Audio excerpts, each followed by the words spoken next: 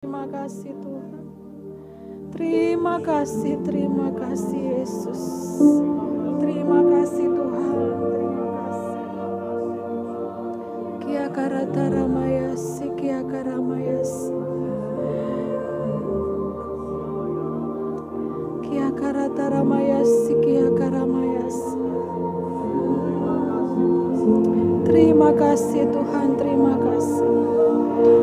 Kia karata ramayasi, kia karamayasi. Yesus, Yesus, Yesus. Terima kasih Yesus. Kia karata ramayasi, kia karamayasi. Tuhan, pulihkan setiap hati-hati kami yang masih keras Tuhan. Dalam nama Yesus, setiap hati kami menjadi fleksibel di dalam Engkau. Masuk dalam apa yang Engkau mau Tuhan saat ini Tuhan. Kami tahu jamahan-Mu melembutkan setiap hati kami. Jamahan-Mu Tuhan melembutkan setiap kami Tuhan. Terima kasih Tuhan. Terima kasih. Engkau begitu baik dan sangat baik dan sangat baik. Terima kasih Yesus. Terima kasih. Terima kasih Yesus, terima kasih. Kia karata ramayasi, kia karamayasi. Saya merasakan ada kelembutan Tuhan yang hadir saat ini. Mari saudara jangan keraskan hatimu. Mari terima kelembutan yang daripada Tuhan yang akan mengubahkan setiap kehidupan kita. Kia karata ramayasi, masuk dalam pembentukannya. Masuk di dalam pembentukan Tuhan yang membawa kita semakin hari, semakin menangkap apa kerinduan Tuhan, semakin menangkap apa yang menjadi keinginan Raja di atas segala Raja. Kia karata ramayasi, kia karata ramayasi. Mari jamah Tuhan setiap hati kami, setiap hati kami Tuhan, Tuhan. Kia karamayasi, saudara tangkap kelembutan Tuhan. Kelembutan Tuhan saat ini, kasih-Nya tercurah buat setiap kita. Kia karata ramayasi, kia karata ramayasi.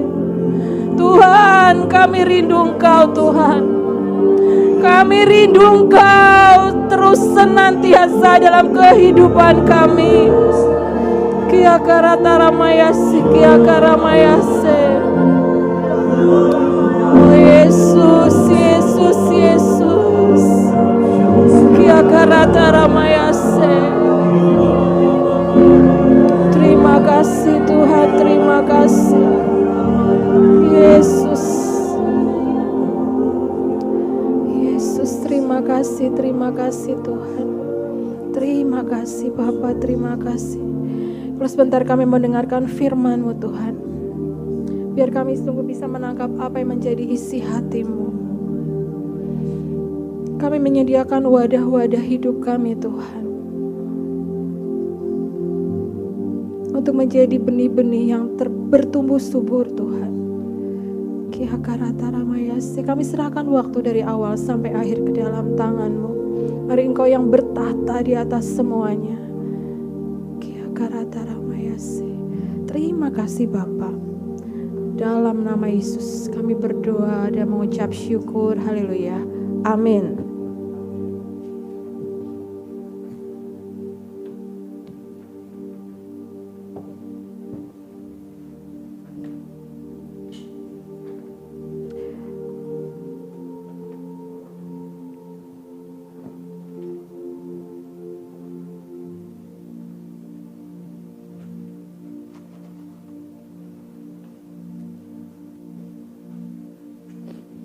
Shalom saudara, pagi ini kita akan membahas tentang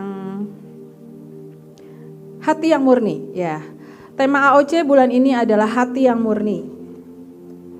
Kita bisa lihat PPT-nya. Nah, saudara, ini hati yang murni. Saudara, kalau mendengar hati yang murni berarti benar hati yang benar-benar dipulihkan. Hati yang benar-benar Tuhan itu ingin hati kita itu tidak ada menempel setiap segala sesuatu yang menghambat kita untuk semakin dekat dengan Tuhan. Dan kalau dibilang tema bulan ini hati yang murni gitu ya, seolah-olah hati ini Tuhan, bagaimana kita bisa mendapatkan hati yang murni. Tuhan bilang, nak, terus belajar bersama aku, karena itu yang menjadi kerinduanku untuk setiap kita. Hati kita benar-benar dibersihkan, hati kita benar-benar dipulihkan, hati kita benar-benar difokuskan untuk benar-benar mengerti apa yang menjadi isi hati Tuhan. Pagi ini kami akan berkhotbah bertiga, saudara. Jadi nanti akan ada bagian-bagian yang diterangkan. Tapi biarlah tema bulan ini, hati yang murni untuk AOC, kita bisa menangkap. Bukan kita hanya mendengar, tapi kita bisa menangkap dan kita benar-benar bisa, Tuhan, aku punya rindu. Hati yang murni yang Engkau mau itu seperti apa? Nah, saudara, di gambarnya hati yang murni ini adalah saya mengambil Tuhan Yesus sedang memeluk seorang anak. Saudara, di dalam memasuki hati yang murni ini gitu ya, ada proses yang terjadi di dalam kehidupan kita. Ada sesuatu yang Tuhan ajarkan dalam seluruh kehidupan kita. Tapi saudara, yang harus kita tangkap ketika proses itu ada, ketika Tuhan membawa kita masuk di dalam sebuah pelajaran dalam hidup kita, yang pasti Tuhan tidak pernah meninggalkan kita. Jadi saya mengambil gambar seorang Yesus sebagai Bapak memeluk anak. Apapun yang terjadi dalam kehidupan kita, percaya saudara, Dia tidak pernah meninggalkan kita. Saya mengambil contoh kemarin adalah dari orang tua yang mempunyai anak. Ketika orang tua ini mengajar anaknya, kamu tuh harus jadi anak yang pintar, anak yang berbudi, anak yang baik. Kita mengajarkan kepada anak-anak kita seperti itu. Setiap orang tua mengajarkan yang terbaik. Kita juga mau anak kita bukan punya hati yang dalam tanda kutip hati yang jahat, tapi hati yang baik, hati yang benar-benar murni, punya nilai positif gitu ya. Dan ketika anak ini mungkin melakukan sesuatu yang tidak baik, anak ini bertobat, anak ini, Pak maafin ya, tadi aku melakukan sesuatu yang gak baik. Dan yang pasti orang tua baik ibu ataupun ayah gitu pasti akan memeluk anaknya, gak apa-apa, semuanya papa ampunin, gak apa-apa, nanti kamu belajar yang lebih baik lagi. Dan mungkin kita akan memeluk anak kita gitu ketika dia datang bertobat dan minta maaf. Itulah kasih seorang Bapak kepada setiap kita. Ketika kita memasuki proses apapun dalam setiap kehidupan kita, percaya saudara, Dia tidak pernah meninggalkan kita. Yang berikutnya, PPT berikutnya. Nah, tema bulan ini adalah ayatnya diambil dari Mazmur 23 ayat 6 ya. Kebajikan dan kemurahan belaka akan mengikuti aku seumur hidupku dan aku akan diam dalam rumah Tuhan sepanjang masa. Nanti ini akan diterangkan oleh Derian untuk ayat ini, tapi saya ingin membagikan saudara tentang pemurnian emas habis ini. Nah, saudara ini.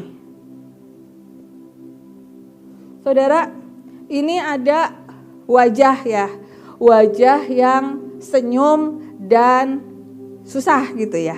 Inilah yang dialami setiap kita di dalam kehidupan kita sehari-hari. Ada beberapa orang yang tidak bisa menyembunyikan wajahnya ketika dia berada dalam suatu masalah, dalam sebuah kesulitan gitu ya. Ada beberapa orang yang tidak bisa menyembunyikan gitu. Saya juga suka menangkap gitu ya anak-anak yang saya datengin gitu. Oh kayaknya dia lagi susah nih, wajahnya cemberut gitu ya, wajahnya susah. Tapi ketika wajahnya senyum gitu ya, ada sukacita. Oh dia kayaknya lagi bahagia gitu. Coba saya lihat wajah-wajah di tempat ini, bagaimana wajah-wajahnya penuh sukacita atau ada yang, nah semuanya bisa tersenyum, jangan terlalu tegang gitu ya. Kita bisa menangkap firman Tuhan dengan sesuatu kebenaran dan tidak terlalu tegang gitu saudara. Inilah yang dihadapi dalam setiap kehidupan kita sehari-hari. Ada kesedihan, ada duka gitu ya. Ada gembira, ada sukacita. Wajah-wajah kita mungkin terkadang seperti ini gitu. Tapi yang Tuhan mau saudara, ketika dalam proses pemurnian hati, yang keluar dari hidup kita adalah sebuah pengucapan syukur. Mari saudara, kita mau belajar gitu ya. Yang sebelah sana adalah bagaimana kita mau belajar dari proses pemurnian emas. Saudara kalau tahu proses pemurnian emas itu adalah, emas itu pertama kan digali, dicari, ditempa, dihancurkan, dipanaskan dan masuk di dalam sebuah pembentukan. Dan saudara, pengrajin yang masuk membuat pemurnian emas ini, dia akan menunggu sampai emas ini benar-benar bisa jadi bagus. Kan emas itu ada beberapa karat, 18, 22, 24. Ada yang sampai 99,99% gitu ya. Dan saudara, yang saya tangkap dari proses pemurnian emas ini adalah ketika emas ini jadi bagus ya saudara, wajah pengrajinnya akan bisa tercermin di dalam hasil emasnya. Jadi emasnya udah jadi nih, udah mengkilat, udah bagus gitu ya. Wajah pengrajinnya bisa bercermin di situ gitu. Dan yang saya bisa tangkap, yang kita bagikan adalah ketika pemurnian itu terjadi dalam kehidupan kita, akan ada karakter Kristus dalam kehidupan kita. Ya.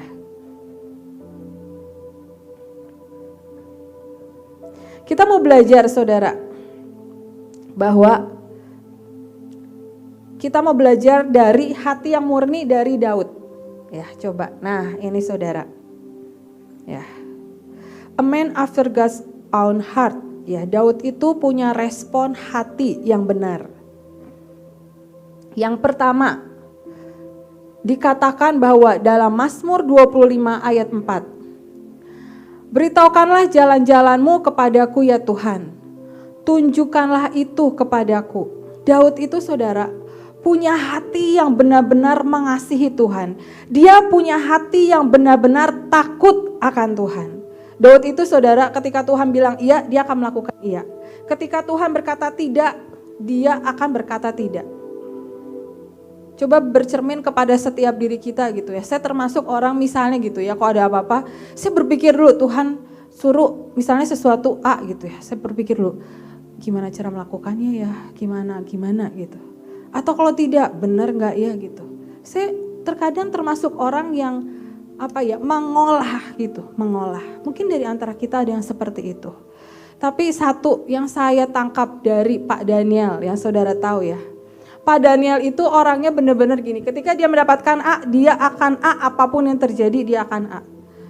Kalau Tuhan suruh dia B, dia akan B apapun yang terjadi gitu. Saya punya kesaksian. Kami punya gedung Glorious Hall di Bandung gitu ya. Semua dengan dekor yang sangat bagus gitu. Gedung itu baru ya jadi beberapa tahun yang lalu gitu. Tiba-tiba dia mendapatkan dari Tuhan. Gedung itu harus dikelilingi dengan tirai semua berwarna putih gitu ya. Gedung itu bisa masuk sekitar 3.000, 4.000 orang gitu ya. Dan saya bilang, Pak, yang benar-benar harus dikasih tirai putih semuanya. Itu saya pikir gini, dekornya sudah bagus gitu, ada lampu-lampu di sekelilingnya, di pinggir-pinggir. Saya bilang gimana caranya gitu, bisa itu jadi semua gitu. Dia pengen dalam waktu cepat gitu saudara. Tapi dia bilang masih gini, ketika Tuhan ngomong sama saya, saya tidak akan berubah. Ganti semua dekor dengan semua kelilingin dengan tirai putih gitu. Kalau saya masih banyak pertimbangan kadang saudara. Tapi suami saya itu orangnya benar-benar ketika dia menangkap sesuatu dari Tuhan, dia akan lakukan itu. Saudara mari tangkap, ini sebagai sebuah warisan dari Tuhan. Ketika kita mendapatkan sesuatu dari Tuhan dan kita yakin itu benar-benar yang Tuhan mau lakukan, mari saudara lakukan itu dengan tidak banyak berpikir panjang. Dan saudara, akhirnya sekarang semua kalau saudara ke Bandung, sepanjang sisi di Glorious Hall di Bandung, semua memakai tirai warna putih. Dan itu bisa jadi gitu saudara. Walaupun awalnya saya banyak bertanya gitu sama suami saya, dan suami saya bilang, lakukan itu karena itu yang Tuhan mau. Gitu. Mari saudara. Dengan berkhotbah gini mungkin ada warisan-warisan Pak Daniel yang bisa saudara tangkap. Apa yang Tuhan mau, mari lakukan. Belajar punya hati yang murni. Hati yang murni itu hati ini. Ketika Tuhan mau melakukan sesuatu, mari lakukan sesuatu. Dengan iman dan percaya, dengan tidak ragu-ragu. Kalau saudara menangkap sesuatu, ya aku lakukan. Tapi kita melangkah dengan ragu-ragu, itu juga gak akan pernah jadi saudara. Tetapi ketika kita menangkap sesuatu dan Tuhan mau lakukan semua dengan tidak ragu-ragu, dengan iman dan percaya bahwa bersama Tuhan, Tuhan pasti mampukan. Ya. Kita mau belajar pertama dari Daud, saudara. Bisa slide berikutnya? Nah, seperti Daud, respon hati kita sangat menentukan apakah Tuhan melihat kita yang berkenan di hatinya. Jadi respon kita pertama kali itu sangat menentukan apakah kita bisa benar-benar punya respon hati yang menjawab, ya aku mau melakukannya Tuhan. Atau kita banyak berpikir panjang. Saudara, jangan kita punya hati yang menebal, ya. Ketika kita masuki suatu proses, hati kita itu menebal. Menebal karena apa, saudara? Kita menjadi seolah-olah orang yang tidak bisa peduli dengan yang lain. Kita menjadi orang yang tidak bisa ditegur. Kita menjadi orang yang banyak berdalih. Kita menyalahkan orang lain ketika kita salah. Kita sedang menebalkan hati kita. Kenapa? Kita menjadi orang-orang yang tidak bisa dikoreksi. Ketika kita dikoreksi, kita menyalahkan orang lain mungkin. Ketika dikoreksi, kita merasa aku yang benar gitu. Nah, saudara, ketika hati ini menebal, seperti kulit, saudara tahu kalau kulit udah lama-lama menjadi apa? Menjadi kering kan? Ketika kering itu menjadi keras, dan ketika keras dia tidak bisa fleksibel lagi. Dan ketika ini jangan sampai terjadi dalam kehidupan kita. Kita menjadi orang yang tidak peka dengan sekeliling, dengan apa yang Tuhan mau apa. Kan hati kita mengeras, hati kita menebal. Yang Tuhan mau adalah saat ini hati yang murni. Mari saudara, patahkan, buang semua apa yang Tuhan tidak suka. Karena hari-hari menjelang akhir gitu ya. Ada putaran terakhir, hamba-hamba Tuhan sudah banyak mengatakan putaran terakhir. Mari siapkan diri kita. Kita iman jangan rombongan saudara. Di sini kita bisa kuat karena kita bisa bersama-sama yang lain mendengarkan firman Tuhan, memuji Tuhan bersama. Tetapi ketika di luar, bukan kita yang menjadi berkat buat orang lain, malah kita ikut dengan orang lain. Sangat menentukan ketika kita berada di luar. Apakah kita benar-benar berdiri dengan punya fondasi yang kuat? Ataukah kita menjadi orang-orang yang hanya ikut-ikutan saja? Yang pertama yang kita mau belajar adalah hati yang percaya. Hati yang percaya ini tema AOC dari bulan April saudara. Mazmur 23 ayat 1 sampai 5. Kita mau baca sebentar ya saudara. Mazmur 23 ayat 1 sampai 5. Tuhan gembalaku yang baik. Dikatakan bahwa Mazmur Daud, Tuhan adalah gembalaku, takkan kekurangan aku. Ia membaringkan aku di padang yang berumput hijau. Ia membimbing aku ke air yang tenang. Ia menyegarkan jiwaku. Ia menuntun aku di jalan yang benar oleh karena namanya. Sekalipun aku berjalan dalam lembah kekelaman, aku tidak takut bahaya, sebab Engkau besertaku. Gadamu dan tongkatmu itulah yang menghibur aku. Engkau menyediakan hidangan bagiku di hadapan lawanku. Engkau mengurapi kepalaku dengan minyak, pialaku penuh melimpah. Kebajikan dan kemurahan belaka akan mengikuti aku seumur hidupku, dan aku akan diam dalam rumah Tuhan sepanjang masa. Saudara, yang pertama yang harus kita punya hati yang benar-benar percaya kepada Tuhan sepenuhnya. Bergantung sama Tuhan sepenuhnya dalam segala keadaan. Saudara, kita tidak bisa hidup di luar Tuhan, gak bisa saudara. Kalau kita bilang bisa, gak mungkin, gak akan pernah bisa. Kita gak akan pernah bisa maksimal kalau kita hidup di luar Tuhan. Contoh gini saudara, ketika kita di rumah gitu ya, udah berdoa, udah saat teduh, kita punya pikiran ini, aku ingin melakukan yang terbaik hari ini. Intinya aku gak mau berbuat dosa gitu ya. Terus tiba-tiba keluar rumah aja, tiba-tiba ada yang memancing kita marah gitu, terus kita marah gitu ya. Beberapa langkah ke depan gitu. Keluar rumah marah, kita berbuat dosa lagi. Karena apa? Kadang kita memakai kekuatan diri kita sendiri, saudara. Tapi yang Tuhan mau hari ini adalah hati yang percaya. Hati yang benar-benar bergantung sama Tuhan. Tanya Tuhan buat segala sesuatunya. Tanya Tuhan buat setiap keputusan yang harus diambil. Saudara, Mazmur 23 ini saudara, dibuat ketika Daud di dalam pengejaran. Tentara-tentara pasukannya Saul gitu. Ketika Daud dikejar gitu ya, Daud masuk ke dalam sebuah gua. Dan di situ dia membuat Mazmur 23 ini. Mungkin yang dirasakan gitu ketika orang-orang seperti itu di tengah pengejaran gitu ya. Ada ketakutan, ada kekhawatiran, tapi Daud saudara punya hati yang percaya. Dia mengatakan apa? Di dalam gua yang harusnya mungkin penuh ketakutan dan kekhawatiran, dia katakan apa? Tuhan adalah gembalaku, takkan kekurangan aku gitu. Ada sesuatu yang berbeda saudara. Punya hati yang berbeda dikala orang ketakutan, kekhawatiran gitu ya. Daud punya hati yang percaya penuh dengan Tuhan. Seperti di ayat 4 dikatakan, sekalipun aku berjalan dalam lembah kekelaman, aku tidak takut bahaya. Sebab apa? Engkau besertaku. Jadi dalam setiap langkah kehidupan kita yakin dan percaya saudara, Tuhan selalu bersama dengan kita. Dalam keadaan apapun gitu saudara, Tuhan selalu beserta dengan kita. Dan dikatakan apa? Gadamu dan tongkatmu itulah yang menghibur aku.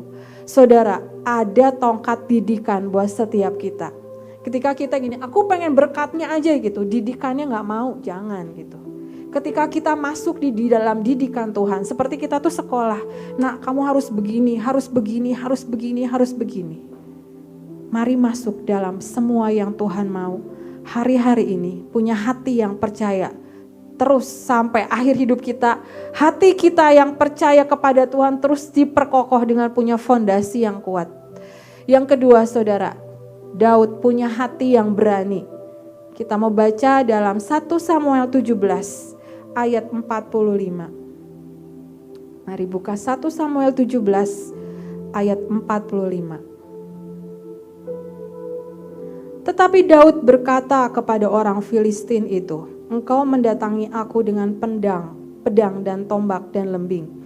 Tetapi aku mendatangi engkau dengan nama Tuhan semesta alam, Allah segala barisan Israel yang kau tantang itu. Saudara, Daud punya apa? Hati yang berani. Ketika menghadapi segala sesuatu, bukan dengan ketakutan, bukan dengan kekhawatiran, tapi dikatakan apa? Aku mendatangi engkau dengan nama Tuhan semesta alam, Allah segala barisan Israel. Nah saudara, hati yang percaya. Yang kedua adalah hati yang berani. Bahwa di dalam nama Tuhan Yesus ada keberanian ketika kita melangkah. Tapi kuncinya apa saudara? Kalau kita gak pernah baca firman gak akan pernah bisa. Kalau kita tidak punya hubungan yang dekat dengan Tuhan gak akan pernah bisa. Karena apa? Kuncinya adalah itu, hidup di dalam Tuhan. Tuhan ada di dalam kita. Kuncinya apa? Firman Tuhan. Saat teduh, berkomunikasi dengan Tuhan. Mari saudara, dalam setiap hari, mari ambil saat teduh untuk kita berkomunikasi dengan Tuhan. Karena itu kunci buat semuanya. Saya alami saudara, ketika Pak Daniel dibawa pulang Tuhan dalam sudah hampir 100 hari lebih gitu. Ketika mengalami sesuatu, Tuhan aku butuh sebuah jawaban. Aku butuh sebuah sebuah yang menguatkan hidupku gitu. Kalau dulu ada sesuatu, saya bisa ngomong nih sama Pak Daniel gitu. Hari-hari ini kami bertiga kalau ada sesuatu, sepakat tanya Tuhan, apa yang Tuhan mau. Dan ketika kami sepakat, kami punya hati yang percaya dan kami berani melakukan semua dengan nama Tuhan Yesus, mengalahkan semuanya gitu ya. Apapun halangan, tantangan, cobaan gitu ya. Saudara, ada sesuatu di dalam hati ini ya. Kekuatan yang terus mengalir. Bukan sebuah kelemahan gitu yang timbul, tapi ada kekuatan yang mengalir. Dan di sini dikatakan, Tuhan sanggup mengalahkan setiap raksasa dalam hidupmu. Jadi ketika masuk hati yang murni ini saudara, mari setiap raksasa dalam hidupmu tuh apa gitu? Kemalasan, malas baca firman, kelemahan kita ayo dipatahkan hari-hari ini, saat ini gitu. Jangan dininabobokan semua kelemahan hidup kita. Contoh ya saudara, setiap jam 5 pagi, siapa di sini yang ikut bergabung untuk doa untuk Indonesia? Yuk yang belum, ayo kita mau berdoa buat bangsa Indonesia setiap jam 5 pagi. Di AOC Media live streaming gitu. Ayo saudara, Sesuatu yang Tuhan inginkan ketika imam-imam berdiri setiap hari untuk berdoa di mana kita tinggal di bangsa Indonesia. Kadang mungkin ya kalau yang di rumah gitu ya, wah lihat kasur gitu ya, jam 4:30 harus bangun. Kayaknya kasur tuh menarik banget gitu kalau udah menjelang pagi gitu ya. Semakin ngantuk gitu ya. Tapi apakah kita bisa mendisiplinkan diri kita ketika Tuhan minta? Setiap hari, nak bayarnya gak mahal. Ini termasuk harga yang murah untuk berdoa buat Indonesia. Berdiri imam-imamnya Tuhan 1000 hari. Ini sudah terlewat 100 hari lebih gitu. Mari saudara, ketika sesuatu disodorkan dalam kehidupan kita untuk kita berdoa, bukan hanya buat diri kita sendiri. Kita rindu, Tuhan bangkitkan aku, Tuhan pulihkan aku, Tuhan berkati aku. Tetapi ketika Tuhan meminta, nak berkati, doakan Indonesia, mari berdiri sebagai imam-imamnya Tuhan. Mari saudara, besok pagi, ayo bangun pagi gitu.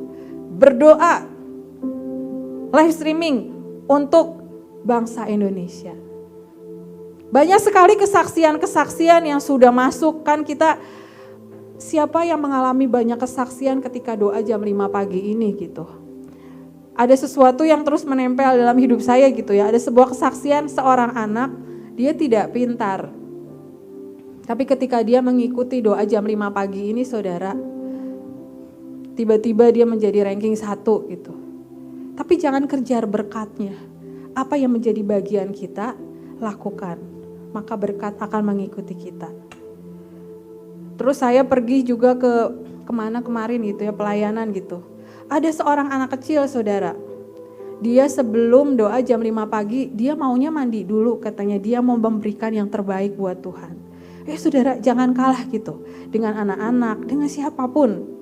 Kalau dia aja anak kecil saudara kelas 2 SD, dia sangat senang ikut doa jam 5 pagi.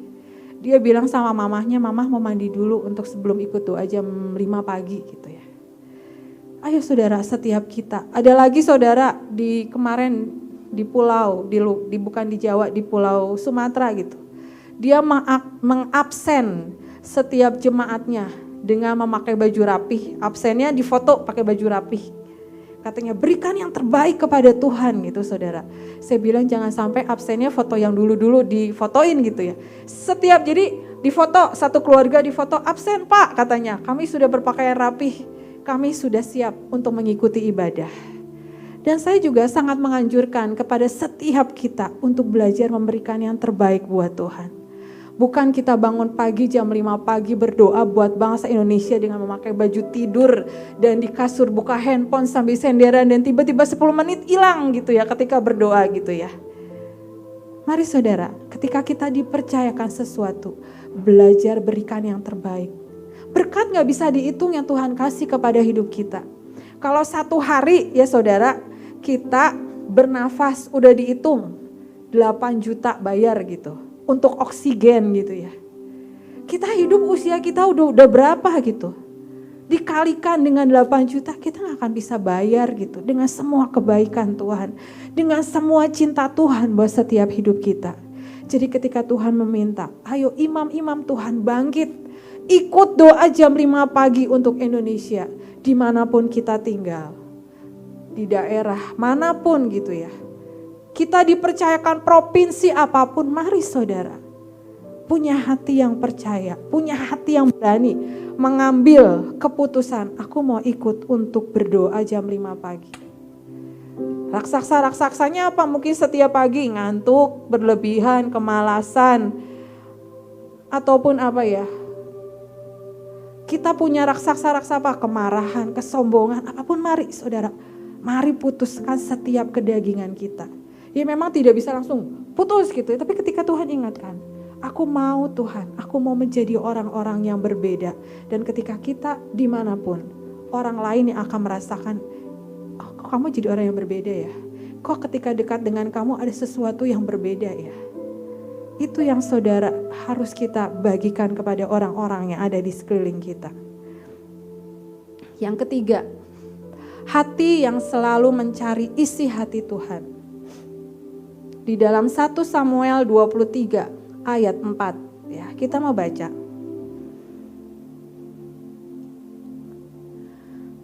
Lalu bertanya pula lah Daud kepada Tuhan. Maka Tuhan menjawab dia firman-Nya, bersiaplah, pergilah ke Kehila, sebab aku akan menyerahkan orang Filistin itu ke dalam tanganmu. Nah saudara, ini salah satu contoh. Lalu Daud bertanya pula lah kepada Tuhan. Maka Tuhan menjawab dia firman-Nya, bersiaplah, pergi ke Kehila, sebab aku akan menyerahkan orang Filistin itu ke dalam tanganmu. Daud selalu bertanya kepada Tuhan buat segala sesuatunya. Dan setiap kita, mari, setiap keputusan apapun, mari tanya dengan Tuhan. Mungkin saudara bilang gini, saya udah tanya Tuhan kok Tuhan belum jawab gitu. Saudara percaya, Tuhan punya berbagai macam cara untuk menjawab setiap kerinduan kita. Dan setiap janji-janji Tuhan dalam kehidupan kita, kalau saudara bertanya Tuhan, kok belum terjadi dalam seluruh kehidupan kita? Saudara, semua adalah waktunya Tuhan. Dan ketika tiba waktunya, Tuhan melihat kita sudah punya wadah yang cukup untuk menerima semuanya. Dan saudara, kuncinya untuk punya hati yang selalu mencari Tuhan adalah kerendahan hati. Kerendahan hati rela dibentuk untuk masuk dalam pembentukan Tuhan. Mungkin rasanya sakit gitu ya. Mungkin rasanya gak enak. Rasanya Tuhan aku gak kuat, Tuhan aku gak mampu. Tapi saudara percaya firman yang mengatakan apa? Aku tidak pernah memberikan sesuatu melebihi kekuatan kita. Dan kalau kita rasakan sesuatu yang, Tuhan ini gimana jalan keluarnya? Kok rasanya sepertinya buntu gitu. Mari saudara datang kepada Tuhan, datang kepada Tuhan. Datang kepada Tuhan.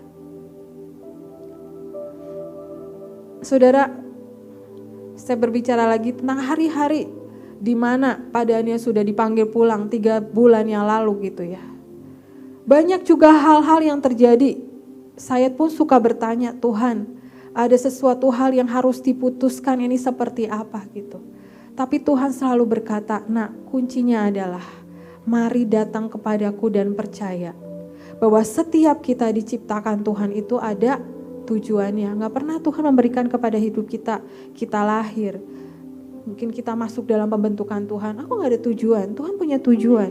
Ya mungkin tujuannya buat setiap kita mungkin belum terlihat. Tapi ada sesuatu yang indah di sana, yang menanti untuk kita masuk di dalam jalan anugerah Tuhan. Dan ketika jalan anugerah Tuhan ini terbuka, saudara, apakah kita mau untuk berlari di dalamnya? Apakah kita hanya menonton melihat orang-orang yang berhasil di dalamnya? Tapi yang Tuhan mau seperti gambar pertama tadi, aku tidak pernah meninggalkan engkau dalam memasuki sebuah proses.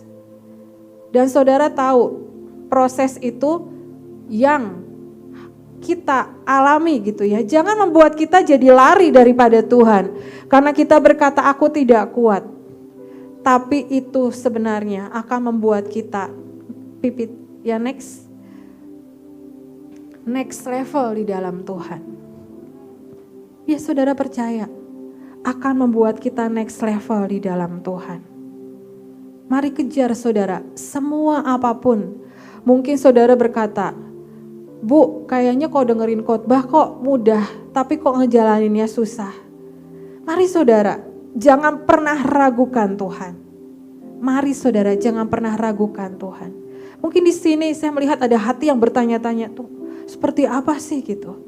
Saudara, mari pandang Tuhan dan terus jangan ragukan Tuhan. Kalau kita ragu gak akan pernah jadi. Saya pernah gitu ya, udah iya, tapi hati saya ragu. Saya terus bilang sama diri saya gini, saya bilang Selvi, hidup kamu itu bergantung sama Tuhan, gak bisa kamu hidup di luar Tuhan. Kalau kamu ragu-ragu, kamu gak akan pernah bisa. Ayo, saya bilang punya fondasi yang kuat, punya fondasi yang kuat, punya fondasi yang kuat. Banyak baca firman Tuhan, banyak komunikasi dengan Tuhan. Saudara percaya, dengan saudara lakukan itu, hidup kita akan berubah. Hidup kita akan berubah. Sebentar saudara, kita akan melihat sebuah film ya. Biar ini memotivasi kita untuk kita menjadi orang-orang yang tidak mudah menyerah.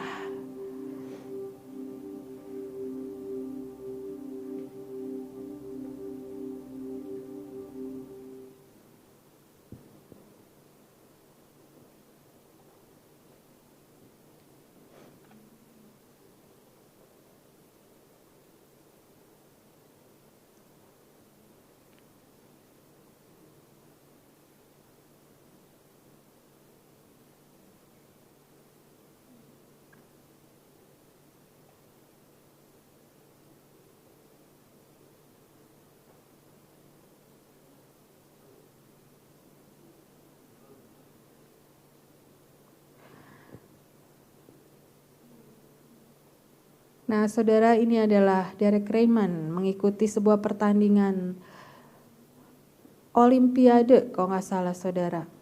Dan dia itu punya keinginan setiap orang yang ikut itu akan menang dalam pertandingan ini.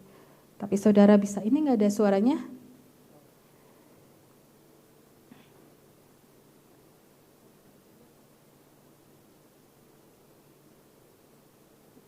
Dan saudara, dia merasakan ketika dia berlari, saudara nanti bisa lihat, dia merasakan kakinya itu begitu sangat sakit. Ya, tapi saudara, satu yang saya lihat di dalam film ini saudara, dia menjadi orang yang tidak mudah menyerah. Dia terus berlari dan dia terus berlari.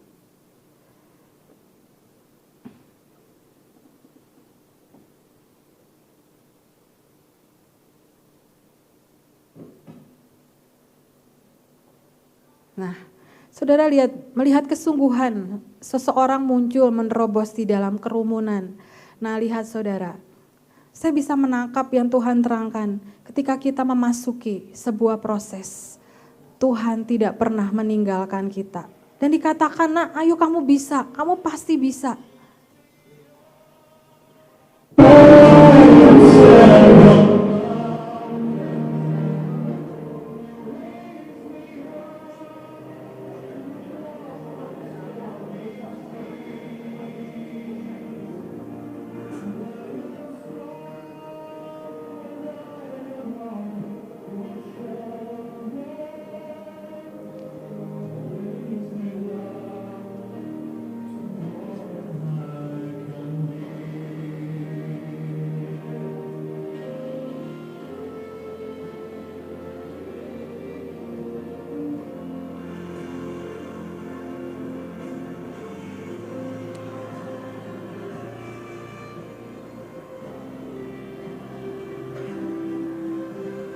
Tuhan selalu berkata dalam hidup kita, nah jangan jadi orang-orang yang mudah menyerah.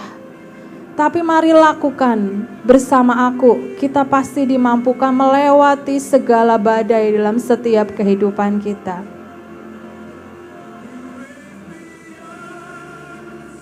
Dia bisa menyelesaikan perjalanan untuk lari ini walaupun belum menjadi juara.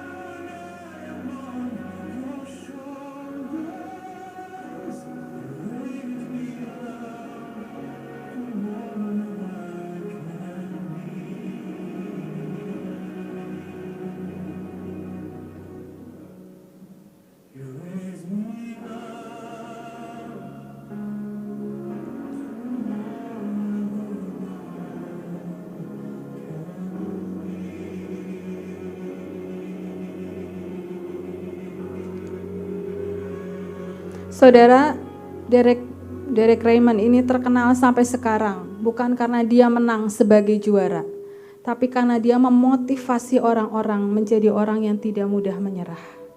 Jadi mari saudara, tangkap ini gitu. Jangan kita menjadi orang yang mudah menyerah. Di Bandung di Glorious Soul, besar banget tulisan never give up. Itu salah satu moto dari Pak Daniel. Mari tangkap warisan ini saudara. jadi orang-orang yang tidak mudah menyerah dalam setiap keadaan. Dan percaya saudara, ketika tadi Derek Raymond ini berlari saudara, tiba-tiba ada seseorang yang berlari dari kerumunan dan dia membimbing. Percaya saudara, Tuhan tidak pernah meninggalkan kita dalam segala keadaan. Mari tangkap saudara firman saat ini yang nanti akan dilanjutkan. Menjadi orang-orang yang tidak mudah menyerah. Yes.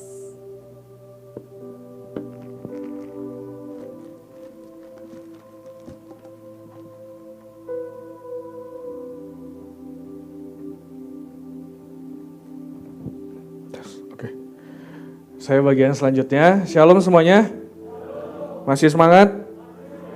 Oke, hari ini kita mau belajar lebih lanjut tentang hati yang murni. Karena saya percaya apapun yang dialami dari AOC Pusat seharusnya kita semua pun mengalaminya. Karena kemarin kita baru aja dari AOC Solo, hari ini di Big Solo, dan kemarin juga saya baru pulang dari Sorong, dari Papua, baru pulang dari Jawa Timur, dan lain sebagainya. Kita keliling ke AOC cabang. Selalu setiap kali saya ada di AOC cabang, saya selalu berkata, saya ini seperti pulang ke rumah. Kenapa? Karena kita ini satu keluarga, betul? Karena kita satu keluarga dan satu covering, seharusnya apapun yang dialami di AOC Pusat dan apapun berkat yang ada di AOC Pusat seharusnya mengalir sampai ke kita semua. Amin. Hari ini, bulan ini kita tahu tema kita adalah pure heart, hati yang murni. Boleh PowerPoint-nya next. Kita tahu bulan ini adalah hati yang murni dan berkatnya ada di Mazmur 23 ayat 6. Ya, yang nanti Lala akan jelaskan lebih lanjut. Saya akan lebih fokus ke hati yang murni itu seperti apa. Ya, kita tahu kalau kita mau menerima berkatnya, yaitu Mazmur 23 ayat 6, itu tidak akan bisa mengalir tanpa kita tahu kuncinya. Dan hari ini, bulan ini, kuncinya adalah hati yang murni. Dan ketika kita memiliki hati yang murni, kita harus tahu apa yang Tuhan mau terjadi dalam hidup kita. Di dalam Matius sebelumnya. Tuh hilang berarti. Matius 5 ayat 8, yuk kita buka sama-sama. Matius 5 ayat 8.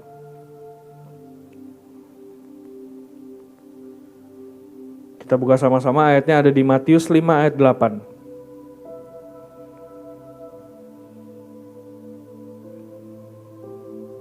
Oke, Matius 5 ayat 8. Berbahagialah orang yang suci hatinya, karena mereka akan melihat Allah. Matius 5 ayat 8, berbahagialah orang yang suci hatinya, karena mereka akan melihat Allah. Sebenarnya dalam bahasa aslinya, di sini bukan hanya disebutkan suci hatinya, tapi di bahasa aslinya dikatakan, blessed are the pure in heart, for they shall see God. Diberkatilah mereka yang mempunyai hati yang murni. Sebenarnya bukan cuma suci, tapi hati yang murni. Sama seperti tema kita bulan ini. Kalau kita punya hati yang murni, dikatakan apa? For they shall see God. Mereka akan dapat melihat Tuhan. Kita harus bisa melihat Tuhan bulan ini. Kalau dikatakan kalau bulan ini Tuhan mau memperlihatkan keajaiban kuasa-Nya, berarti hidup kita akan mengalami mujizat demi mujizat bersama Tuhan. Amin. Kuncinya satu saudara, punya hati yang murni. Tanpa punya hati yang murni, kita tidak akan pernah bisa melihat Tuhan. Tanpa punya hati yang murni, Tuhan tidak bisa bergerak dengan maksimal dalam hidup kita. Amin. Karena gini saudara, sebenarnya cara kita melihat Tuhan itu sangat-sangat berpengaruh dengan apa yang akan Tuhan jadikan nyata dalam hidup kita. Contohnya apa? Kalau saudara baca Alkitab, setiap kali Yesus dipanggil hanya sebagai anak tukang kayu, saya mau tanya, apakah ada mujizat yang terjadi? Tidak ada sama sekali. Di kota Nazaret, apakah Tuhan Yesus melakukan mujizat? Tidak sama sekali. Karena apa? Mereka semua hanya melihat Yesus sebagai anak Yusuf, seorang tukang kayu. Mereka tidak pernah melihat Allah. Tapi lihat, setiap kali Tuhan Yesus disebutkan sebagai apa? Sebagai Mesias. sebagai juru selamat, sebagai anak Daud, selalu ada mujizat terjadi dalam hidup orang-orang yang memanggil Yesus sebagai Mesias.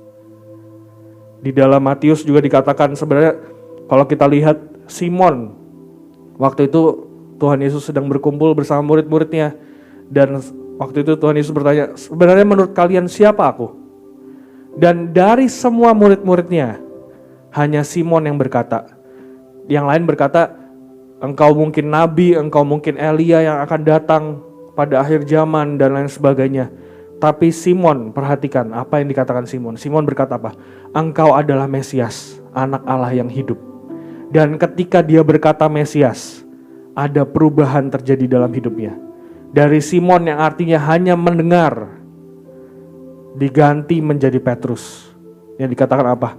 Jemaatku akan dibangun di atas batu karang yang teguh. Dikatakan apa? Bahkan maut pun tidak akan dapat menyentuhmu. Apapun yang engkau lakukan di bumi, surga akan bersukacita akan itu. Pintu-pintu surga akan terbuka. Itu berkat Tuhan semua.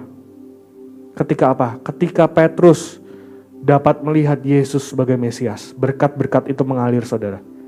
Jadi bulan ini ayo, kita harus bisa melihat Tuhan. Kita harus bisa melihat Tuhan. Kuncinya apa? Punyai hati yang murni. Hati yang murni tadi sudah jelaskan ya. Ada banyak proses yang mungkin terjadi. Ada banyak pemotongan-pemotongan yang harus terjadi. Kelemahan demi kelemahan, raksasa demi raksasa. Semuanya harus kita kalahkan. Dan jangan sampai kita didapati menyerah di tengah jalan. Kalau kita sedang ada dalam proses, kalau kita sedang ada dalam yang namanya proses pemurihan hati, ayo tetap melangkah bersama Tuhan. Ada dua tipe orang, saudara. Saya akan bahas hari ini, ada dua tipe orang yang dimurnikan hatinya. Yang pertama adalah Ayub.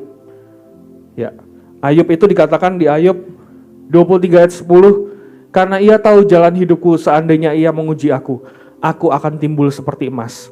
Jadi sebenarnya Ayub ini adalah orang yang tahu kalau dia sedang diuji hatinya sama Tuhan. Kita tahu Ayub itu orang yang saleh, orang yang benar-benar berkelimpahan, orang yang benar-benar tidak melakukan cacat celah sedikit pun di hadapan Tuhan. Kalau kita perhatikan, saudara, semuanya dia lakukan dengan sempurna. Tapi apa yang salah? Hatinya sudah berubah di hadapan Tuhan. Dikatakan di Ayub 29 ayat 2-4. Pada waktu masa mudanya Ayub, sebenarnya dia itu sampai bisa bergaul karib dengan Tuhan. Ayub 29 ayat 2-4 dikatakan, kiranya aku seperti dalam bulan-bulan yang silam, seperti pada hari-hari ketika Allah melindungi aku, ketika pelitanya bersinar di atas kepalaku, dan di bawah terangnya aku berjalan dalam gelap. Seperti ketika aku mengalami masa remajaku, ketika Allah bergaul karib dengan aku di dalam kemahku. Bergaul karib dengan Tuhan di dalam kemahnya, dalam bahasa aslinya, saudara, dia itu sampai bisa bermain sama Tuhan. Sampai sedekat itu Ayub sama Tuhan. Pada waktu masa mudanya. Setelah dia berjalan terus semakin tua, apa yang dia lakukan? Semuanya dia jalankan hanya berdasarkan teori dan rutinitas. Dia tahu kalau dia melakukan hukum A, yang terjadi akan A. Ketika dia melakukan hukum B, yang terjadi akan B. Itu yang dilakukan Ayub, saudara. Dan apa yang Tuhan lakukan? Tuhan proses hatinya untuk menjadi murni. Saudara tahu apa respon Ayub? Kitab Ayub ini ada 42 pasal, saudara. Dan selama 40 pasal, Ayub berdebat dengan Tuhan. Dia berdebat dengan teman-temannya, dia berdebat dengan Tuhan. Karena apa? Karena dia merasa dirinya benar. Ayo saudara, jangan jadi seperti Ayub. Butuh 40 pasal dalam Alkitab untuk menulis debatnya Ayub sama Tuhan. Kita mau baca, saudara. Ayub 42 ayat 1-6. Kita akan banyak baca firman supaya semua rahasia ini harus diungkapkan kepada kita dan harus kita terapkan dalam hidup kita ya. Ayub 42 ayat 1-6. Ini pasal yang mungkin sudah terakhir-terakhir, saudara. Dan cuma butuh satu pasal dalam kitab Ayub. Kalau saudara baca kitab Ayub nanti di rumah, setelah pasal 42 ini, Tuhan langsung memulihkan semuanya dalam hidup Ayub. Digantikan apa? 2 kali lipat terjadi dalam hidupnya. Cuma butuh 1 pasal saudara. Ketika Ayub bertobat, semuanya langsung Tuhan gantikan. Semuanya langsung Tuhan pulihkan. Tapi jangan sampai kita jadi Ayub yang ngeyel selama 40 pasal saudara. Sedangkan kuncinya cuma dalam 1 pasal. Kuncinya ada dalam 1 pasal ini saudara. Kita baca sama-sama. Ayub 42 ayat 1-6. Maka jawab Ayub kepada Tuhan, aku tahu bahwa engkau sanggup melakukan segala sesuatu. Dan tidak ada rencanamu yang gagal. Dia sadar saudara, Tuhan itu sanggup melakukan segala sesuatu. Untuk apa? Rencananya tidak pernah gagal dalam hidup Ayub. Apapun yang terjadi dalam hidup Ayub, anak-anaknya diambil, barang-barangnya semuanya diambil, bahkan dia sampai kena penyakit kusta. Apa yang dikatakan oleh Ayub? Engkau sanggup melakukan segala sesuatu. Dan tidak ada rencanamu yang gagal dalam hidupku. Ada sesuatu yang berubah dalam pemikiran Ayub saudara. Ada cara pandang yang berbeda. Dari tadi 40 pasal dia berdebat sama Tuhan. Akhirnya dia punya cara pandang yang berbeda. Dia tahu Tuhan sanggup melakukan segala sesuatu. Selanjutnya. Firman-Mu, siapakah dia yang menyelubungi keputusan tanpa pengetahuan? Itulah sebabnya tanpa pengertian. Aku telah bercerita tentang hal-hal yang sangat ajaib bagiku. Dan yang tidak ku ketahui.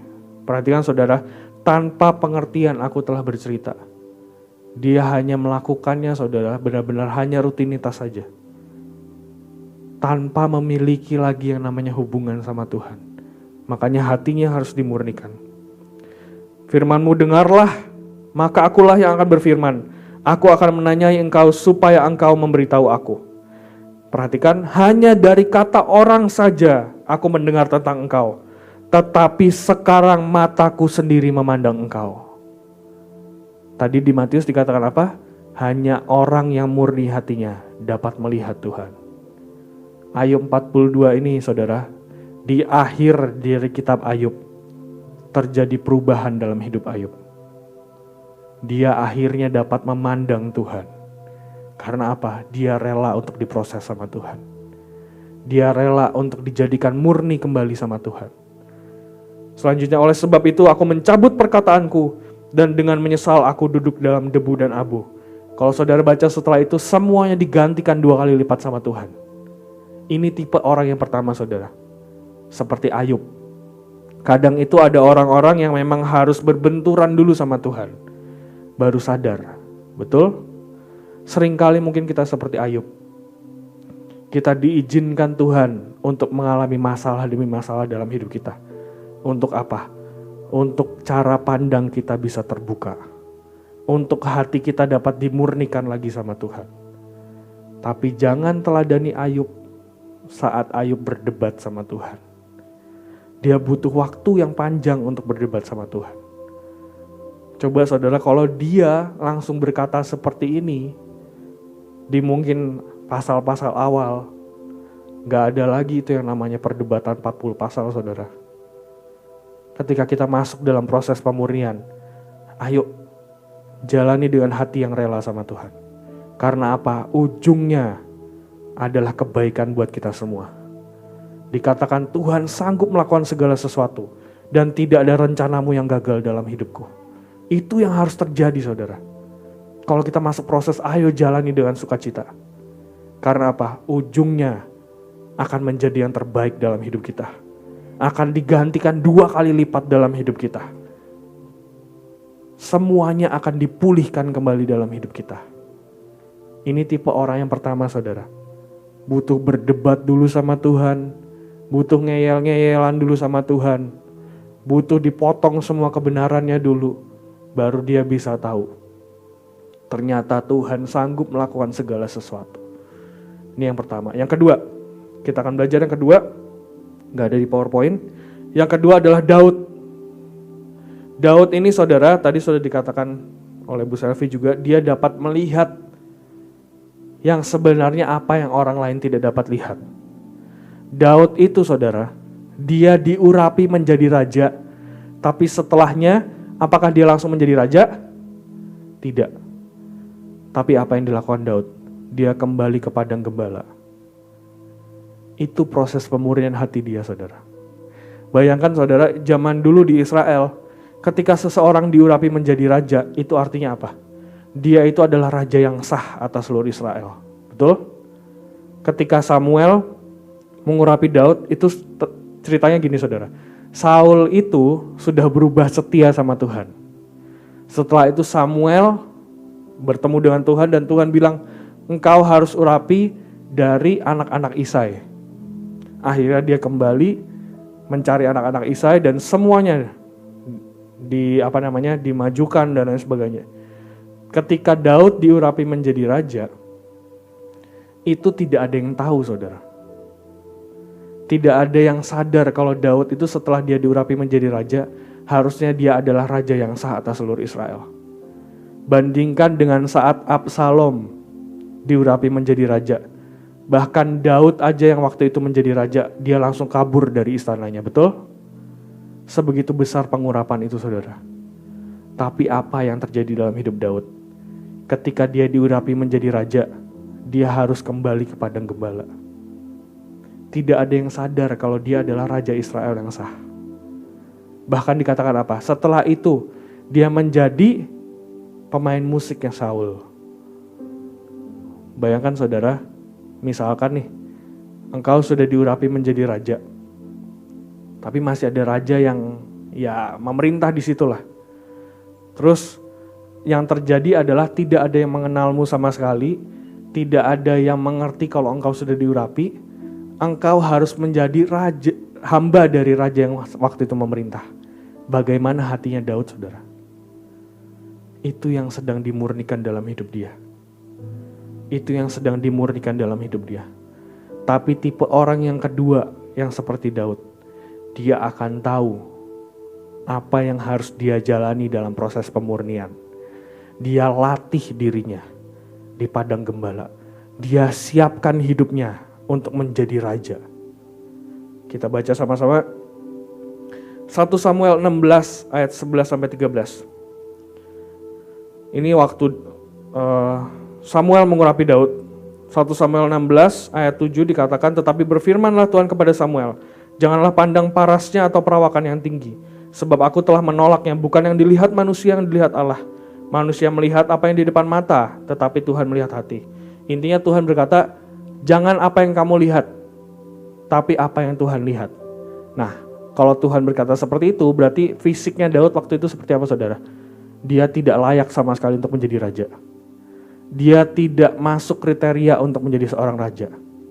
Dia itu cuma gembala 2-3 ekor kambing domba punya ayahnya.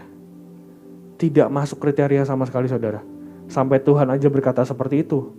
Tuhan tidak melihat apa yang fisik, tapi Tuhan melihat hati. Tuhan katakan itu sama Samuel. Berarti secara fisik, secara hitungan manusia, Daud itu sama sekali tidak masuk kriteria saudara. Selanjutnya 1 Samuel 16 ayat 11 sampai 13. Lalu Samuel berkata kepada Isai, inikah anakmu semuanya? Jawabnya, masih tinggal yang bungsu, tetapi sedang mengembalakan kambing domba. Lihat, bahkan sama bapaknya aja dia gak dianggap anak saudara. Anak-anaknya semua dipanggil, Daud dibiarin mengembalakan kambing domba. Suruhlah memanggil dia, sebab kita tidak akan duduk makan sebelum ia datang kemari.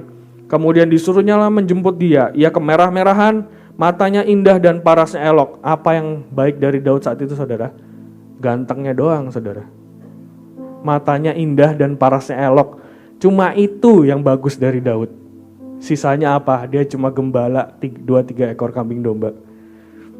Lalu Tuhan berfirman, bangkitlah urapi dia, sebab inilah dia. Samuel mengambil tabung tanduk yang berisi minyak itu dan mengurapi Daud di tengah-tengah saudara-saudaranya.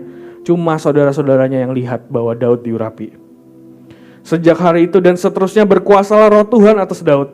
Lalu berangkatlah Samuel menuju Rama. Intinya Samuel pulang, gak ada yang pengumuman-pengumuman kalau misalkan Daud diurapi menjadi raja, Daud kembali ke padang gembala. Kalau kita perhatikan selanjutnya, di pasal selanjutnya, 1 Samuel 16 ayat 18. Ceritanya Saul ini sering diganggu sama roh jahat. Dia mencari pemain musik. Dan salah seorang hamba Saul berkata seperti ini saudara. Lihat perbedaannya saudara. 1 Samuel 16 ayat 18. Lalu jawab salah seorang hamba itu katanya, sesungguhnya aku telah melihat salah seorang anak laki-laki Isai, orang Bethlehem itu yang pandai main kecapi. Perhatikan, ia seorang pahlawan yang gagah perkasa. Bayangkan saudara, bagaimana transformasi seorang Daud. Dari hanya menggembalakan 2-3 ekor kambing domba, cuma butuh beberapa ayat, dikatakan apa? Ia seorang pahlawan yang gagah perkasa. Bahkan sampai terdengar cerita Daud itu sampai ke istana saudara. Ia seorang pahlawan yang gagah perkasa. Dari tadinya orang yang tidak dianggap bahkan sama bapaknya sendiri, sampai cerita kegagahannya dia sampai ke istana. Apa yang Daud lakukan? Daud berlatih untuk menjadi seorang raja. Ketika kita dimurnikan sama Tuhan, ketika kita diproses sama Tuhan, ayo anggap itu latihan untuk kita menjadi raja saudara. Ayo anggap itu kita sedang berlatih sama Tuhan. Selanjutnya, seorang prajurit yang pandai bicara, elok perawakannya, perhatikan, dan Tuhan menyertai dia. Ada kuasa Tuhan sendiri yang menyertai dia. Perhatikan perubahan Daud saudara. Karena apa? Di dalam proses dia latih hidupnya. Kalau kita perhatikan, saya nggak usah baca ayatnya, itu pasti akan panjang sekali dan mungkin satu khotbah sendiri. Tapi sebenarnya setelah ini, Daud itu dikirim sama bapaknya ke medan peperangan. Untuk apa? Untuk bawa bekal bagi saudara-saudaranya. Seorang raja saudara disuruh bawa bekal bagi saudara-saudaranya. Setelah sampai di medan peperangan, dia melihat ada Goliat yang sedang teriak-teriak ke bangsa Israel. Yang dikatakan Daud saudara, kita harus perhatikan. Goliat memandang bangsa Israel. Kalau nanti saudara baca di 1 Samuel 17, semuanya ada di situ. Yang dikatakan Goliat, bangsa Israel itu hanyalah hamba-hamba Saul. Tapi apa yang Daud katakan? Siapakah orang ini yang berani mencemooh barisan Allah yang hidup? Perhatikan cara dia memandang saudara. Dia tidak lagi memandang dengan cara pandang dia yang lama. Tapi dia bisa melihat Tuhan dalam hidupnya. Dari hamba-hamba Saul. Tapi apa yang Daud katakan? Ini adalah barisan Allah yang hidup. Ketika itu dia akhirnya memutuskan untuk melawan Goliat. Dikatakan sama Saul, emang kamu bisa? Tapi apa yang dia jawab? Setiap hari aku menggembalakan kambing domba ayahku. Aku melawan singa dan beruang. Apa itu saudara? Dia latih hidupnya saudara. Untuk mengalahkan raksasa demi raksasa. Kalau kita sedang ada dalam proses pemurnian, ayo anggap itu latihan buat kita mengalahkan raksasa-raksasa kita. Caranya gimana saudara? Baca firman setiap hari. Di dalam firman ini saudara, banyak rahasia yang sebenarnya Tuhan simpan di situ. Dan itu harus kita gali setiap hari. Ketika kita membaca firman seperti ada selaput pemikiran yang dibuang sama Tuhan. Dan kita dapat melihat Tuhan. Kita dapat melihat Tuhan bekerja dengan cara yang berbeda. Ketika apa? Ketika kita mengerti firman. Ayo baca firman setiap hari. Daud melatih dirinya sedemikian rupa. Kita juga harus latih diri kita sedemikian rupa. Selanjutnya dikatakan apa? Setelah Saul okein Daud untuk dia pergi maju ke Goliat. Waktu Goliat di depan situ. Saya mau tanya dulu saudara. Mungkin yang di AOC Solo mereka sudah mengerti. Kalau secara manusia Daud lawan Goliat, siapa yang menang? Siapa yang menang? Goliat? Siapa yang jawab Goliat? Coba. Secara manusia. Ada yang malu-malu mengangkat tangan. Siapa yang bilang Daud? 1, 2. Ya ada orang-orang yang sudah mendengarkan terlebih dahulu ya. Sebenarnya secara manusia saudara, yang menang di dalam Daud lawan Goliat 100% seharusnya Daud yang menang. Kenapa saudara? Saudara nggak akan pernah mengerti ini kalau saudara tidak mendalami firman. Makanya ayo perdalam firman Tuhan. Karena semua rahasia ada di situ saudara. Yang pertama saudara, Goliat ini sebenarnya kan keturunan raksasa. Dia itu adalah orang yang cacat sebenarnya. Waktu itu keturunan raksasa, dia itu punya yang namanya rabun saudara. Dia nggak bisa melihat jauh ke depan. Perhatikan, kelemahan Goliat, dia tidak bisa melihat jauh ke depan. Jadi saudara, kalau kita sedang ada dalam masalah dan kita tidak dapat melihat jauh ke depan, hati-hati saudara. Jangan jadi seperti Goliat. Dia tidak bisa melihat jauh ke depan. Buktinya apa? Di Alkitab dikatakan 1 Samuel 17, nanti ayatnya sangat banyak sekali. Cuma dikatakan Goliat itu sampai butuh orang buat membawa perisainya, betul? Ada pembawa perisainya di situ. Untuk apa? Sebenarnya fungsi pembawa perisai itu untuk nuntun Goliat, saudara. Jadi waktu itu bangsa Filistin pakai Goliat cuma buat nakut-nakutin bangsa Israel. Ada yang bawa perisai buat apa? Buat nuntun Goliat jalan. Bukti kedua apa? Ketika Daud bertemu dengan Goliat, apa yang Goliat katakan? Anjingkah aku? Maka engkau mendatangi aku dengan tongkat, betul? Goliat cuma bisa lihat tongkatnya Daud. Tapi sebenarnya apa yang Daud bawa? Dia bawa umban, saudara. Goliat gak melihat itu. Dia rabun, saudara. Dia tidak bisa melihat jauh ke depan. Itu kecacatan Goliat. Jangan sampai kita tidak bisa melihat jauh ke depan, saudara. Kalau kita sedang alami proses, ayo lihat jauh ke depan. Lihat kalau Tuhan itu baik sama kita. Tuhan itu mau sediakan semua yang terbaik sama kita. Itu yang harus kita lihat, saudara. Bukti yang kedua, ketika Daud berkata dia berlatih dengan singa dan beruang dan lain sebagainya. Dia itu sebenarnya berlatih untuk mengumban. Mengumban itu sebenarnya kan kalau di sekolah minggu mungkin dikatakan Daud itu bawa ketapel, betul? Tapi sebenarnya bukan ketapel, saudara, tapi umban. Umban itu seperti gimana ya? Umban itu cuma seperti kulit gini, dikasih 2 tali dan dia akan putar sedemikian rupa sampai begitu kencangnya, nanti di satu titik dia akan lepaskan itu. Itu yang namanya umban. Dan waktu zaman dulu bangsa Israel, saudara, pasukan-pasukan elitnya mereka adalah pengumban-pengumban. Kenapa bisa dikatakan pasukan elit? Sebenarnya pengumban ini, saudara, seperti kita sekarang, semuanya bawa senjata. Seperti bawa senapan. Itu umban, saudara. Kecepatan batu itu, kecepatannya bisa antara 200 sampai 250 km per jam. Kalau dia memang terlatih untuk mengumban. Itu gak mungkin miss, saudara. Karena apa? Karena Daud terlatih untuk berperang. 250 km per jam. Bayangkan, saudara, Goliat itu cuma bawa pedang dan tombak. Daud bawa apa? Daud bawa senapan, saudara. Jelas-jelas menang siapa? Menang Daud. Daud gak usah terlalu dekat dengan Goliat, dia pasti bisa mengumban. Dia pasti menang. Dia pasti bisa lemparkan batu itu sampai menembus kepalanya Goliat. Makanya saudara, ayo jadi seperti Daud. Tipe orang yang kedua, saudara, ketika dia tahu dia di dalam proses, dia akan latih hidupnya sedemikian rupa. Sampai apa? Ketika prosesnya selesai, dia bisa dan sanggup menjadi raja. Dia punya semua kemampuan untuk menjadi raja. Ayo latih hidup kita.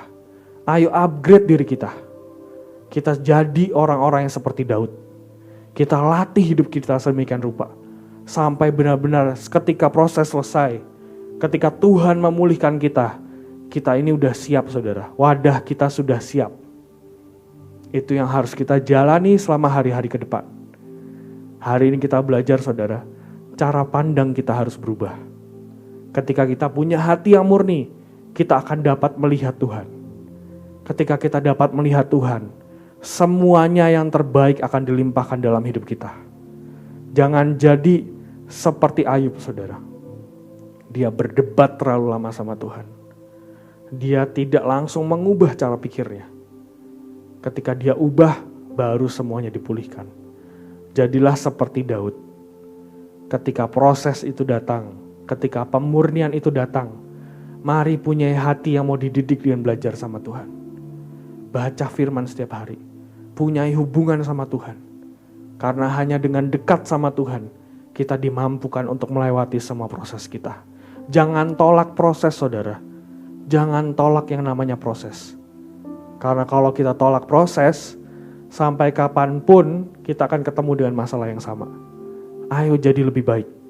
Ayo jadi lebih baik. Saya berdoa saudara, siapapun yang ada di sini yang sedang mengalami proses, ayo dekatkan dirimu sama Tuhan. Dekatkan dirimu sama Tuhan. Karena dengan kita mendekat sama Tuhan, Tuhan itu sumber kekuatan kita. Yang akan memampukan semua kita untuk dapat menjalani bersama Tuhan. Amin. Terima kasih, Tuhan Yesus memberkati.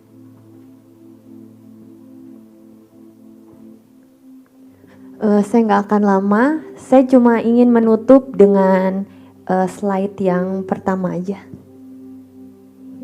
Yang setelah tadi Derian.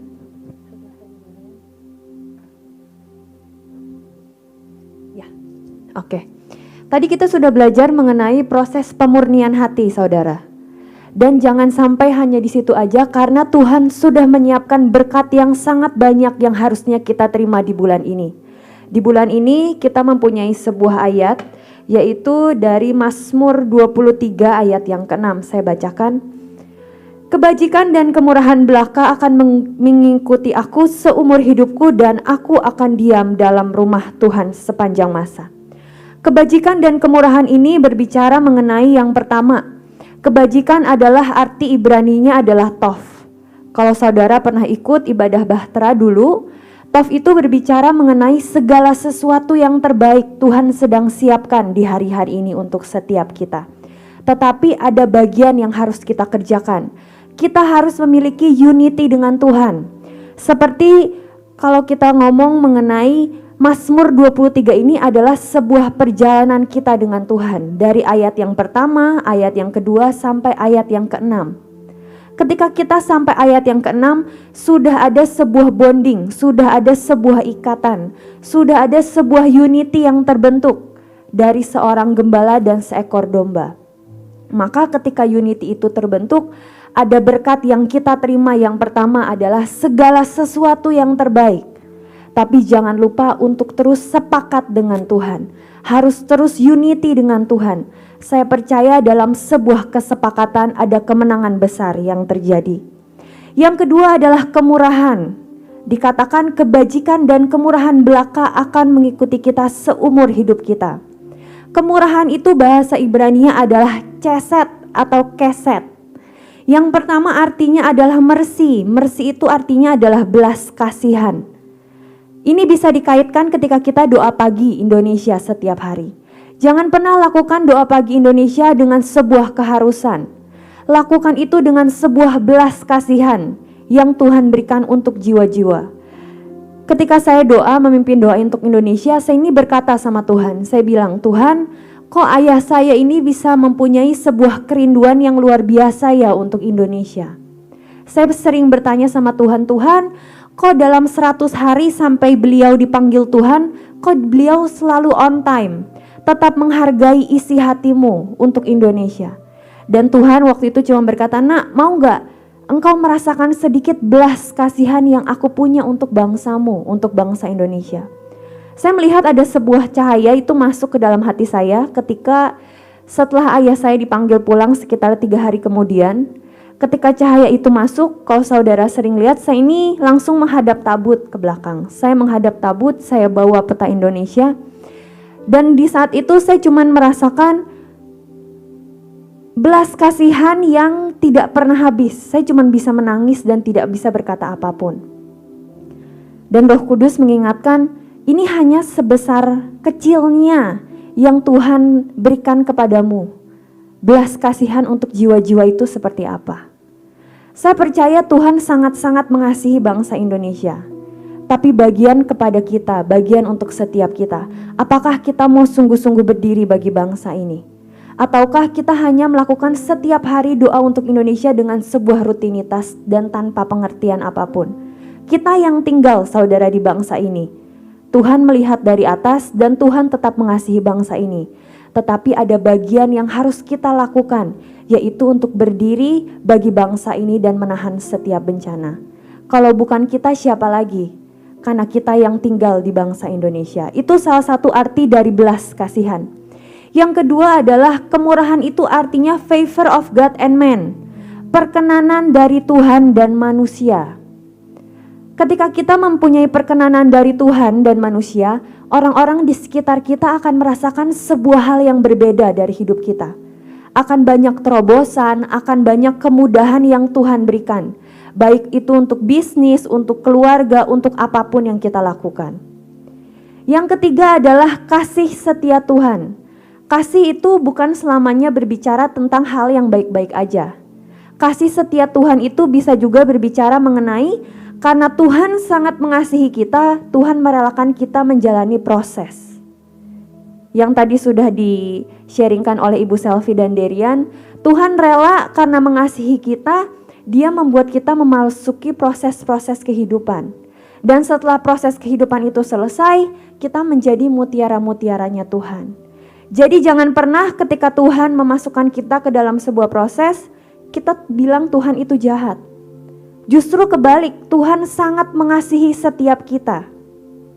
Tuhan merindukan setiap kita masuk ke sebuah level yang baru bersama dengan Tuhan. Dengan itu Dia memasukkan kita ke dalam sebuah proses kemurnian hati. Mungkin prosesnya susah, betul, sangat susah. Tetapi saya percaya dengan Tuhan tidak ada yang mustahil. Bagi Tuhan semuanya bisa terjadi.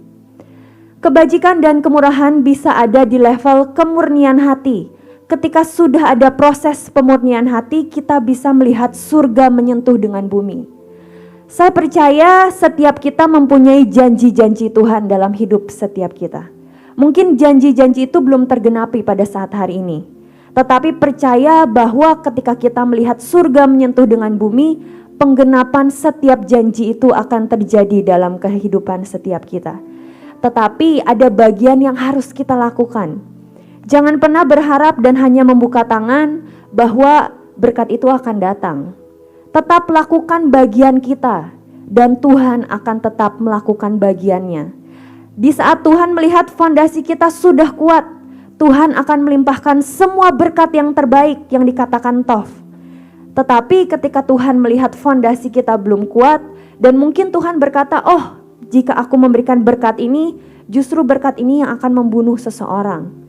Jangan pernah marah sama Tuhan, saudara. Jangan pernah kecewa sama Tuhan. Tuhan akan membuat segala sesuatu indah pada waktunya.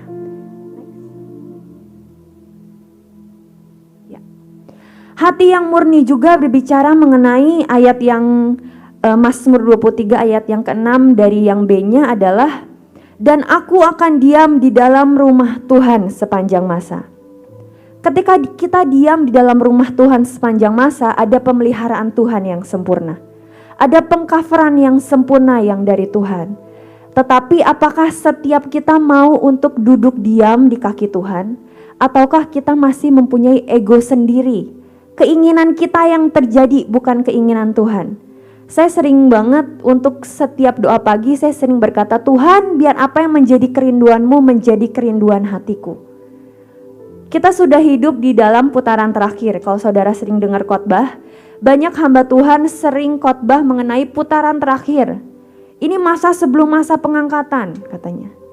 Ini sudah masa-masa akhir saudara. Jangan pernah memaksakan kehendak kita yang selalu harus terjadi. Tapi berserah penuh dengan Tuhan.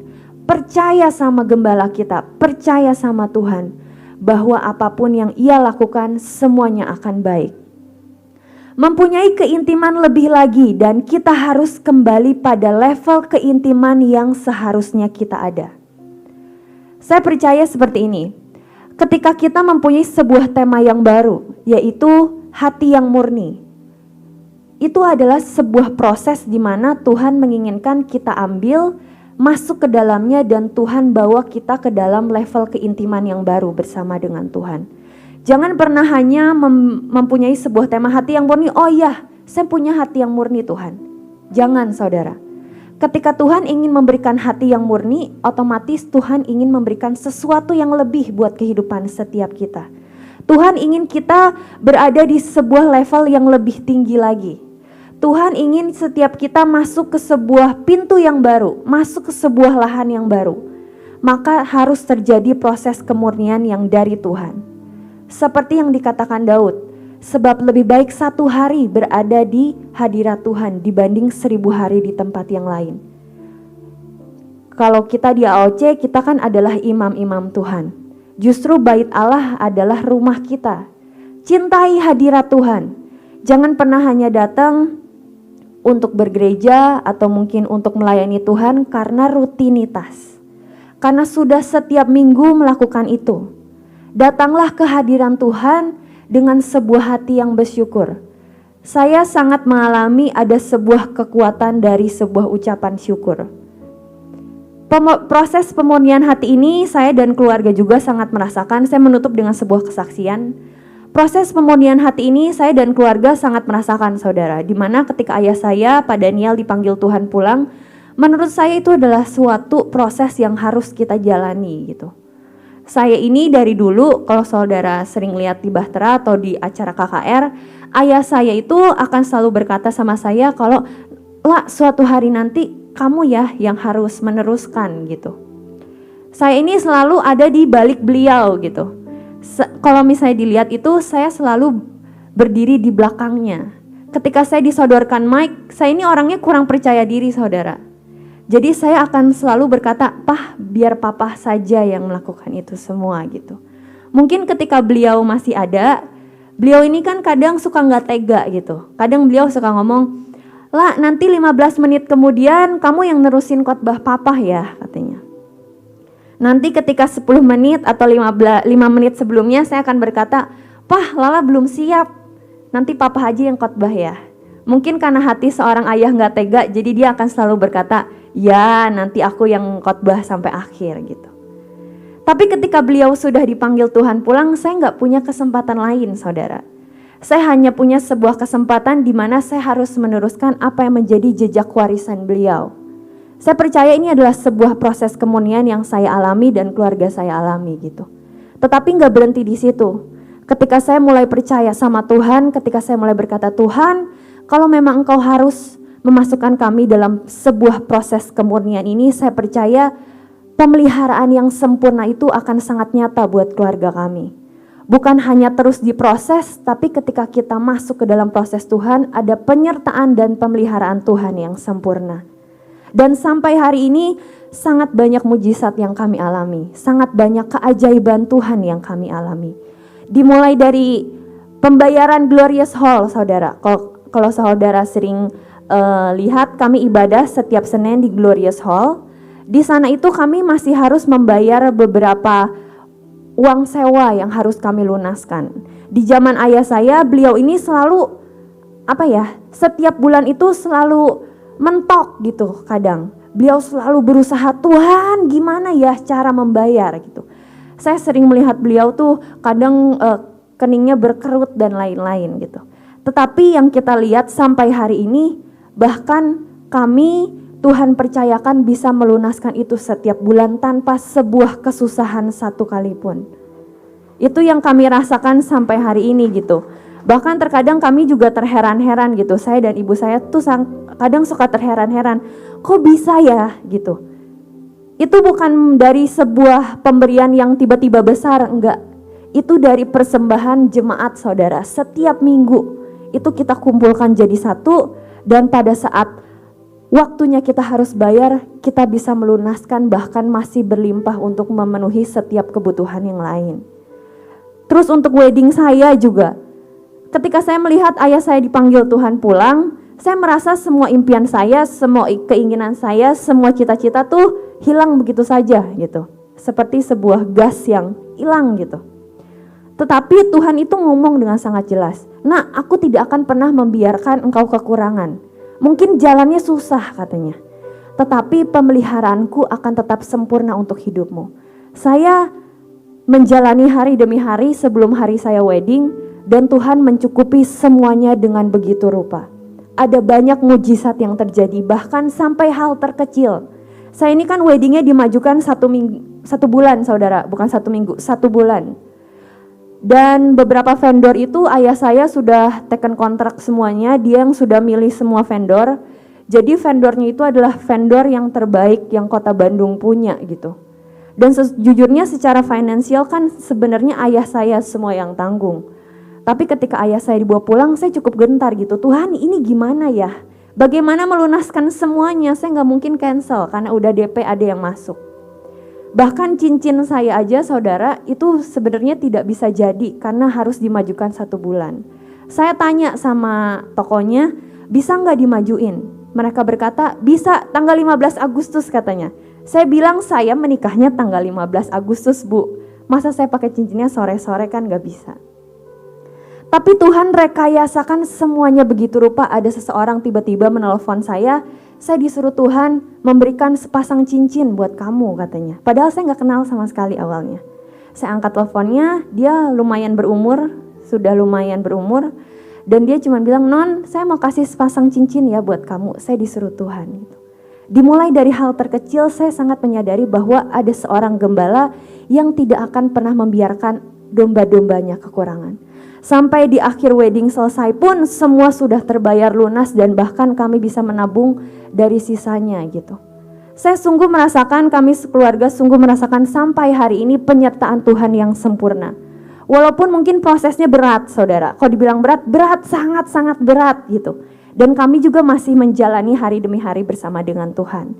Tetapi ketika kita sepakat dengan Tuhan, apa yang menjadi kerinduannya jadi dalam kerinduan setiap kita bisa sungguh melihat sangat nyata keajaiban demi keajaiban yang kita hidupi sampai hari ini. Mari saudara, kita juga mau tutup, saya boleh minta tim musik untuk naik. Mungkin masih ada beberapa penggenapan janji Tuhan yang belum terjadi dalam hidupmu.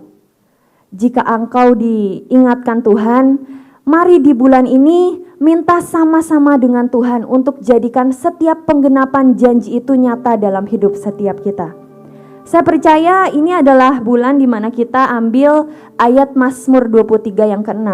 Dari Mazmur 23 ini udah menjadi ayat yang terakhir. Dan dalam sebuah proses perjalanan kita dengan seorang gembala dan domba-dombanya, ini adalah masa di mana setiap domba akan mendapatkan berkat-berkat terbaik yang dari Tuhan. Jadi jangan mau dibohongi iblis, jangan mau dibohongi bahwa berkat itu tidak dicurahkan kepada hidup setiap kita. Alami, kalau Pak Yusak, engkong selalu berkata alami. Kalau jalan sama Tuhan itu jangan hanya menjadi pelaku firman-Nya yang hanya mendengar, tapi minta sama Tuhan untuk alami hari demi hari dengan Tuhan.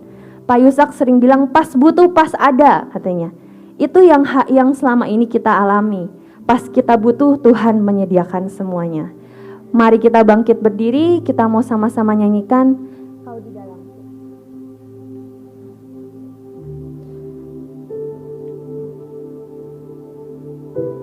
Tuhan, biar di pagi hari ini Tuhan, di siang hari ini Tuhan, kami sungguh percaya Tuhan, apa yang menjadi kerinduan hati-Mu Tuhan, itu menjadi kerinduan setiap kami Tuhan.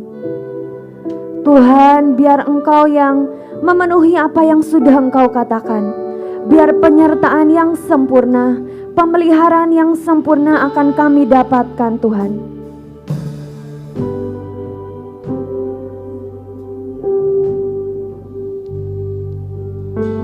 Terang bagi jalanku,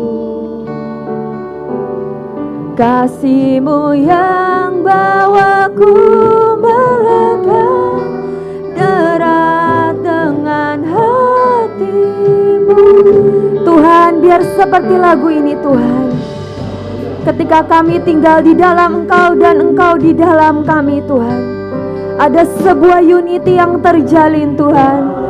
Ada sebuah kesepakatan yang terbentuk Tuhan.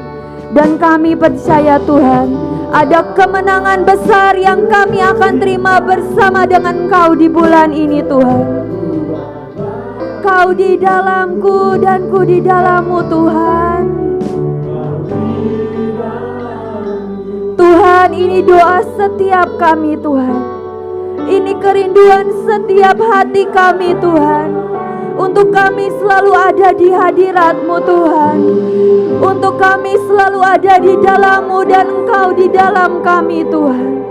Kaulah pokok anggur yang sejati, dan bukan kehendak kami Tuhan, tapi kehendak-Mu yang terjadi dalam hidup setiap kami Tuhan.